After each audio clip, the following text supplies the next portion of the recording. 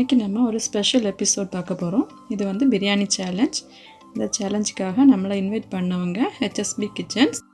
இந்த பிரியாணி சேலஞ்சுக்காக நம்மளும் 3 யூடியூபர்ஸை இன்வைட் பண்ண போகிறோம். அது யாருங்கிறத நம்ம வீடியோவோட எண்டில் சொல்கிறேன்.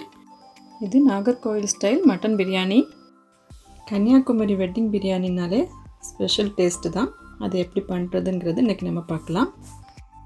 இப்போ நான் 2 kg மட்டன் எடுத்து வச்சுருக்கேன். இது நல்லா வாஷ் பண்ணி வாட்டர் ட்ரைன் பண்ணி வச்சுருக்கேன். இதை வந்து ஒரு குக்கரில் நம்ம இப்போ மாற்றி கொடுக்க போகிறோம். இது வந்து 10 லிட்டர் குக்கரு. அதில் வந்து மட்டன் போட்டுட்டு கூடவே ஒரு 6 பெரிய வெங்காயம் நல்லா ஸ்லைஸ் பண்ணது அதை சேர்த்து கொடுக்கலாம். இதில் இப்போ ஒரு 5 ஸ்லைஸ் பண்ண தக்காளி சேர்த்து கொடுக்கலாம். அப்புறமா பச்சை மிளகு ஒரு 10 பச்சை மிளகு 2ஆக நறுக்கி அதையும் போட்டுடலாம். தேவையான ஹோல் ஸ்பைசஸ் ஆட் பண்ணி கொடுக்கணும். ஒரு 4 பீஸ் கருவேப்பிலை, ஒரு 6 கிராம்பு, 6 ஏலக்காய், 2 ஸ்டார் அனைஸ், அதோட சாப் பண்ணி வச்சுருக்க மல்லி இலை புதினா அது ஒரு 4 டேபிள் ஸ்பூன் சேர்த்து கொடுக்கலாம். இப்போ இதில் 200 ml தயிர் சேர்த்து கொடுக்கலாம். அப்புறமா 3 டீஸ்பூன் உப்பு, 1 டீஸ்பூன் கரம் மசாலா பவுடர், அப்புறம் இஞ்சி பூண்டு பேஸ்ட்டு இது ஒரு 1/2 கப் அளவில் எடுக்கணும். 1/4 கப்பு இஞ்சி பேஸ்ட்டு, 1/4 கப்பு பூண்டு பேஸ்ட்டு அந்த அளவில் அதையும் சேர்த்துடலாம். ஃபைனலாக இதில் வந்து 1 டீஸ்பூன் மஞ்சள் பொடி சேர்த்துட்டு இதை நல்லா மிக்ஸ் பண்ணி கொடுக்கணும். ஹேண்ட் வச்சோ அல்லது ஒரு லேடில் வச்சோ இதை நல்லா மிக்ஸ் பண்ணணும். இதோட மசாலா அந்த நம்ம ஆட் பண்ண தயிர் மட்டன் எல்லாமே நல்லா கோட் ஆகணும். இப்போ வந்து இதில் வாட்டர் ஆட் பண்ணி கொடுக்குறோம். இந்த வாட்டர் கொஞ்சம் அதிகமாகவே ஆட் பண்ணணும். இப்போ 10 லிட்டர் குக்கருங்கிறதுனால அதில் ஒரு 3/4 பங்கு அளவில் நம்ம வாட்டர் ஆட் பண்ணி கொடுக்கணும். இப்போ உப்பு டெஸ்ட் பண்ணி பார்த்துட்டு தேவை இருந்தால் உப்பு போட்டுடலாம். இப்போ ஒரு 4 டேபிள் ஸ்பூன் ஆயில் சேர்த்துட்டு இந்த குக்கரை மூடி போட்டு 4லேருந்து 5 விசில் வேக வைக்கலாம். இந்த டைமில் நம்ம பிரியாணிக்கு தேவையான ரைஸ் எடுத்து வச்சிடலாம். நான் இதில் வந்து 1.5 கிலோ அரிசி எடுத்திருக்கேன். இதை வந்து ஒரு பாத்திரத்தில் நம்ம போட்டுட்டு அந்த அளவு எந்த அளவில் இருக்குங்கிறத நம்ம செக் பண்ணி பார்க்கணும்.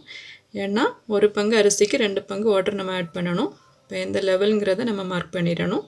இப்போ இதை நல்லா வாஷ் பண்ணிவிட்டு 1/2 ஹவர்லேருந்து 1 ஹவர் வரைக்கும் இதை நல்லா ஊற வைக்கலாம்.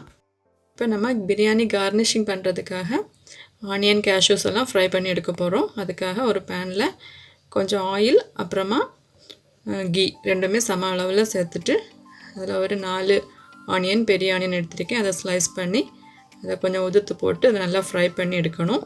இது கோல்டன் ப்ரௌன் ஆகிறது வரைக்கும் ஃப்ரை பண்ணணும். இது கூடவே ஒரு 4 பீஸ் பட்டை, ஒரு 5 ஏலக்காய், 5 கிராம்பு கூட சேர்த்துட்டு இதை நல்லா ஃப்ரை பண்ணலாம். இது கோல்டன் ப்ரௌன் ஆகிறது வரைக்கும் நம்ம ஃப்ரை பண்ணிவிட்டு அப்புறம் ஒரு பிளேட்டில் மாற்றி இப்படி ஸ்ப்ரெட் பண்ணி விடணும். இது மாற்றினதுமே ஸ்ப்ரெட் பண்ணி வைக்கணும். அப்போ தான் நல்லா கிறிஸ்பியாக வரும் இந்த ஆனியன்.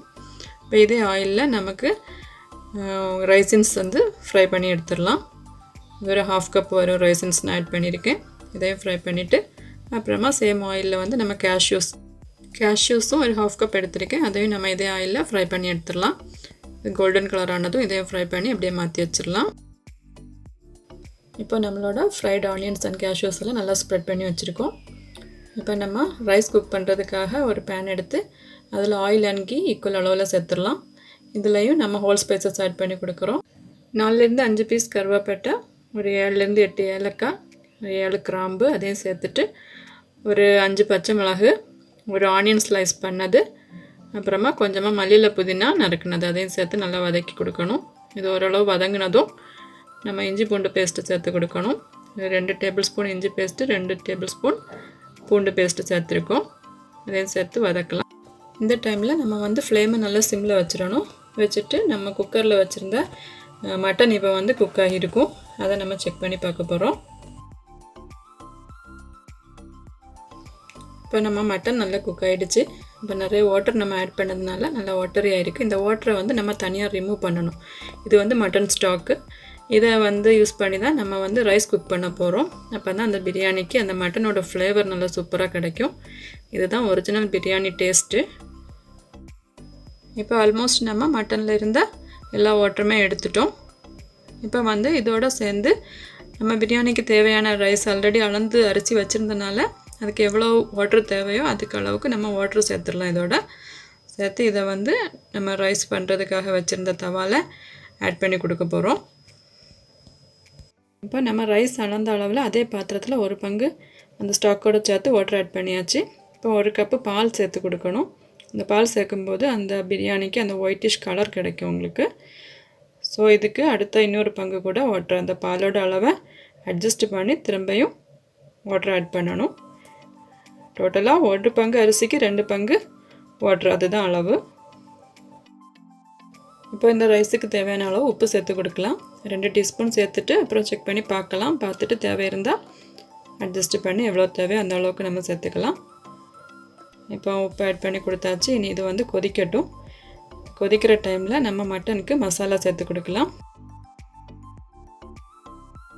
இதில் 4 டேபிள் ஸ்பூன் மல்லிப்பொடி, 4 டேபிள் ஸ்பூன் பெருஞ்சீரக பொடி, அப்புறம் 1 table spoon white pepper powder. இந்த ஒயிட் பெப்பர் பவுடர் வந்து ரொம்ப இம்பார்ட்டண்ட்டு. இதுதான் மெயின் இன்க்ரீடியண்ட். இதில் இதுக்கு ஒரிஜினல் டேஸ்ட் கொடுக்குறது அதுதான்.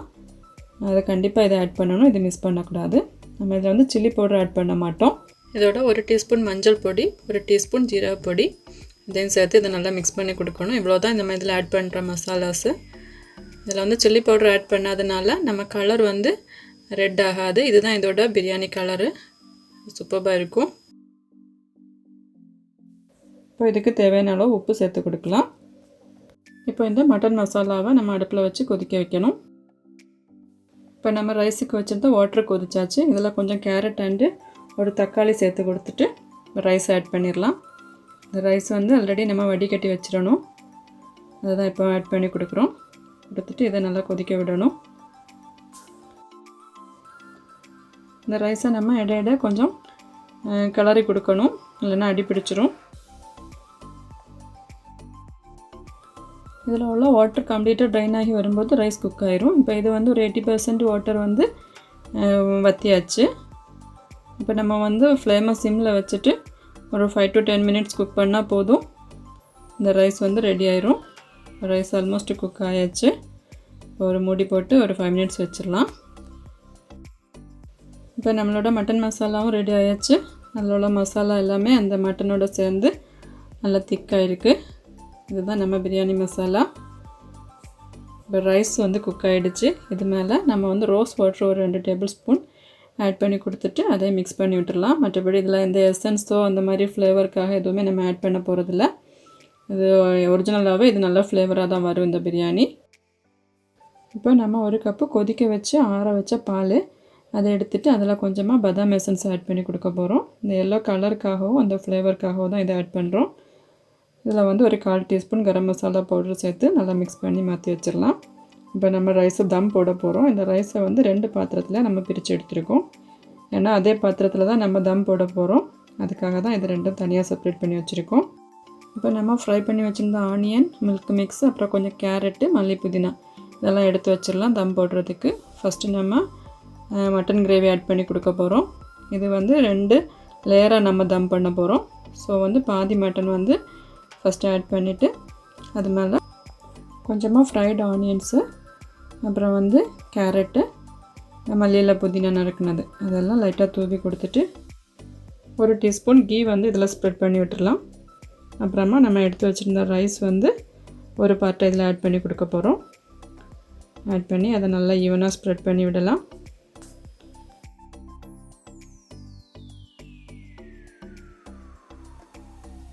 இப்போ இதில் ஆனியன், கேஷ்யூஸ் எல்லாம் ஃப்ரை பண்ணி வச்சுருந்ததை ஸ்ப்ரெட் பண்ணி கொடுக்க போகிறோம்.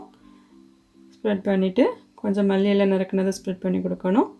அப்புறமா கேரட்டு இதெல்லாமே ஸ்ப்ரெட் பண்ணி கொடுத்துட்டு நம்ம ரெடி பண்ணி வச்சுருந்த மில்க் மிக்சரை வந்து பாதி ஆட் பண்ணி கொடுக்கலாம். அதையும் லைட்டாக ஸ்ப்ரெட் பண்ணி விடணும். எல்லா இடமும் கொஞ்சம் விட்டு விட்டு படுறது மாதிரி. அப்போ நமக்கு எல்லோ கலரு, ஒயிட் கலர் அந்த மாதிரி மிக்ஸ் பண்ணி இந்த ரைஸ் கிடைக்கும். நெக்ஸ்ட்டு வந்து ரிமைனிங் இருக்கிற மட்டன் கிரேவி ஆட் பண்ணி கொடுக்க போகிறோம். அதையும் ஸ்ப்ரெட் பண்ணியாச்சு. இப்போ செகண்ட் லேயர் ரைஸ் போட்டுடலாம். இந்த ரைஸையும் போட்டுட்டு நம்ம ஆல்ரெடி பண்ணது மாதிரியே ஃபஸ்ட்டு ரிமைனிங் இருக்கிற மில்க் மிக்சரை வந்து நம்ம ஸ்ப்ரெட் பண்ணி கொடுக்கணும். கொடுத்துட்டு சாப்டு கேரட்ஸ் ஸ்ப்ரெட் பண்ணி கொடுக்கலாம். அப்புறம் மல்லியெல்லாம் நறுக்குனது அதையும் ஸ்ப்ரெட் பண்ணி கொடுத்துட்டு ரிமைனிங் நம்ம ஃப்ரை பண்ணி வச்சுருந்த ஆனியன், கேஷ்யூஸ் மிக்சரு அதையும் ஸ்ப்ரெட் பண்ணிடலாம். இந்த பிரியாணியை நம்ம ஃபைனலாக தம் போடணும். அதுக்காக ஒரு அயர்ன் பேன் வந்து சூடு பண்ண வைக்கலாம். அடுப்பில் வச்சுட்டு அந்த ஹாட் பேன் மேலே இந்த பிரியாணி பாட் எடுத்து வச்சு ஒரு 20 மினிட்ஸ் லோ ஃப்ளேமில் ஹீட் பண்ணணும். அப்போ அந்த மட்டனோட ஃப்ளேவர் எல்லாமே ரைஸில் வந்து இறங்கி நல்லா சூப்பராக இருக்கும். இது மேலே ஒரு வெயிட் வச்சு கொடுக்கலாம். இந்த பிரியாணியோட சர்வ் பண்ணுறதுக்காக நான் வந்து பைனாப்பிள் ஜாம் ரெடி பண்ணி வச்சுருக்கேன். அது ஆல்ரெடி நான் வீடியோ போஸ்ட் பண்ணியிருந்தேன், செக் பண்ணி பாருங்கள். அப்புறம் வந்து பைனாப்பிள் பீசஸ் கட் பண்ணி வச்சுருக்கோம். அப்புறம் வந்து பப்பட்ஸ், அப்புறமா எக்கு பாயில் பண்ணி ஃப்ரை பண்ணது, அப்புறம் ஆனியன் சாலட். இந்த சாலட்டில் கேரட் அண்ட் குக்கும்பர் ஆட் பண்ணியிருக்கோம். இப்போ நம்ம பிரியாணி ரெடி ஆயாச்சு. நம்ம டெலிஷியஸான ஃப்ளேவரான மட்டன் தம் பிரியாணி சூப்பராக ரெடி ஆகிட்டு, இப்போ நம்ம மேலே உள்ள ரைஸை வந்து கொஞ்சம் ரிமூவ் பண்ணிவிட்டு இதை சர்வ் பண்ணணும். ஏன்னா மட்டன் பீசஸ் வந்து உள்ளாடி இருக்கிறதுனால ஃபஸ்ட்டு ரைஸை கொஞ்சம் எடுத்து மாற்றிட்டு அப்புறமா மட்டன் பீசஸ் எடுத்துடலாம். இப்போ நம்ம நாகர்கோயில் ஸ்டைல் கல்யாண மட்டன் பிரியாணி ரெடி ஆகிடுச்சு. இந்த மாதிரி ஒரு ரெசிபி நீங்களும் ட்ரை பண்ணி பாருங்கள். இப்போ நம்ம 3 யூடியூபர்ஸை இன்வைட் பண்ண போகிறோம் இந்த சேலஞ்சுக்காக. ஸ்டார் சமையல், Habibi's hub and home talkie by Sahana Rizvi. இந்த 3 யூடியூபர்ஸோட லிங்க் வந்து நான் டிஸ்கிரிப்ஷனில் கொடுக்குறேன். ஸோ அவங்களும் உங்களுக்காக டெலிஷியஸான வெரைட்டியான பிரியாணி பண்ணி அசத்த போகிறாங்க. ஸோ எப்படி பண்ணுறாங்கங்கிறத நம்ம பார்க்கலாம். ஸோ இந்த வீடியோ பிடிச்சிருந்தால் லைக் பண்ணுங்கள், ஷேர் பண்ணுங்கள். இதுவரை சப்ஸ்கிரைப் பண்ணாதவங்க மறக்காமல் சப்ஸ்கிரைப் பண்ணிவிடுங்க. தேங்க்யூ.